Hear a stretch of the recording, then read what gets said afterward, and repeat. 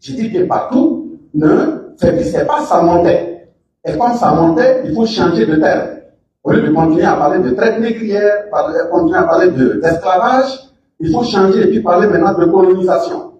Donc on se partage l'Afrique, on vient, on pille ses richesses, on pille ses hommes dans tous ses sens, et puis on évolue. Mais le contenu est toujours le même.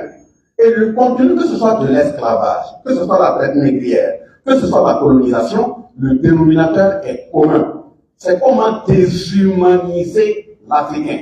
C'est comment détruire l'Africain. C'est comment chosifier l'Africain. C'est comment rendre animal, à la limite, l'Africain.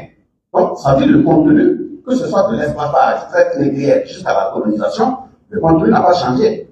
Mais maintenant, au fur et à mesure que la révolte monte, on dit, on chante dans leur langue, on chante, on dit, bon, nous sommes dans une période néocoloniale, voilà, qui est marquée par des questions d'indépendance.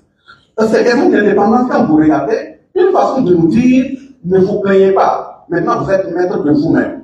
Vous êtes maître de vous-même, et pour vous montrer que vous ne devrez pas vous plaindre, on se fabrique des dates, depuis de l'autre côté des océans, on se promène dans les pays africains pour les distribuer. Le 1er août, on descend dans un pays, il donne une date. Il se repose le 2, le 3, il monte dans un autre pays, il donne une date. Il se repose le 4, le 5, il monte dans un autre pays, il donne une date, etc. Voilà pourquoi nous parlons d'indépendance formelle. Indépendance formelle parce que le contenu, on ne peut pas dire que le contenu est néant. Le contenu est grave, voire même gravissime. Le contenu est gravissime parce que c'est constitué de chaînes coloniaux, ce qu'on a appelé les accords secrets, surtout en lien avec les pays africains francophones. Comment vous allez dire qu'un pays est indépendant? Et en même temps que vous lui dites qu'il est indépendant, vous lui donnez à ceux que vous avez choisis pour les diriger, dans nombre là, vous leur donnez des accords et vous dites que le contenu ne doit pas être rendu public, mais gare à l'intéressé s'il prenait une autre décision qui n'est pas en lien avec l'ensemble des accords que vous lui avez donnés.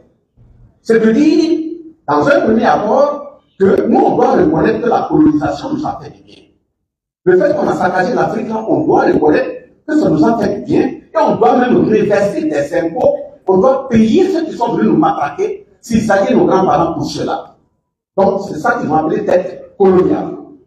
Le deuxième élément, on estime que, si je prends le cas de la France, qui a colonisé la Haute-Volta, aujourd'hui Burkina Faso, si la France a des difficultés, telles qu'elle est en train de provoquer la Russie et bien d'autres pays, si ça se déclare, elle a la possibilité de venir ramasser les jeunes burkinabés pour aller la défendre. Ça, c'est un accord.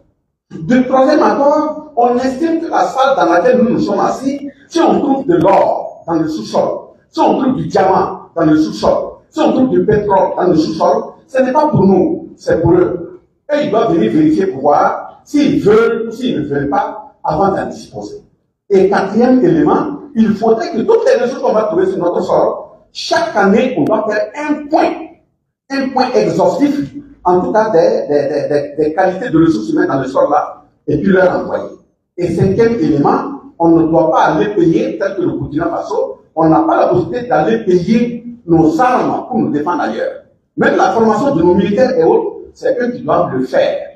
Et sixième élément, il faut que si, à un moment donné, ils estiment que nous, Burkinabés, qui sommes en train de nous battre, ils ne sont pas d'accord, ils ont la possibilité d'amener leurs armées, sans notre consentement, venir nous pilonner et se positionner comme ils veulent. Voilà le contenu d'habillement dans le fond, d'où on parle d'indépendance formelle. Mais maintenant, quand on regarde, quand ils ont fait tous ces accords pour nous maintenir dans cet état, c'est que justement, c'est pour mieux cisailler l'Afrique au plan politique, le cisailler au niveau économique, le cisailler au niveau culturel, mais le cisailler aussi au niveau sécuritaire. Et je prends aussi des exemples. Mais en même temps qu'on donne les accords, les 11 accords, on dit, celui qu'on a désigné, c'est eux qui l'ont désigné, hein, c'est pas nous. Pour nous permettre et donner l'impression que c'est nous qui l'avons désigné, ils vont aussi fabriquer des textes pour nous envoyer.